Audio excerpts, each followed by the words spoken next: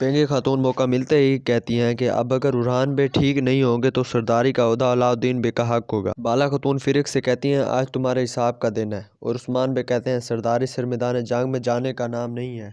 आप लोगों को बताते चले कि यहाँ पर फिरक का खात्मा होगा और नईमान की आमद होगी। नईमान की आमद होती है और आकर कहते हैं अपने कमानदार को बुलाओ। उस्मान सुल्ताना कहती हैं मैं पहले ही यहाँ मौजूद हूँ। नईमान को गुस्सा आ जाता है और कहते हैं तुम चुप रहो खातून, मैं उस्मान बे की बात कर रहा हूँ। उस्मान बे और तुर्गत बे इस बात का फ़ायदा उठाते हैं कि अब ओलफ ये समझेगा कि उस्मान बे उन पर हमला नहीं करेंगे और उस्मान बे और तुर्गत बे इनागोल पर हमला कर देते हैं और इनागोल को ओलफ के हाथों से छीन लेंगे।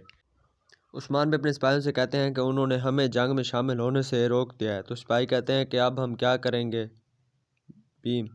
उस्मान बे कहते हैं कि हर सिपाही 10 नौकरों को मार गिराने से पहले हार नहीं मानेगा। और उस्मान बे जंग के लिए अपनी तलवार तेज़ कर रहे होते हैं।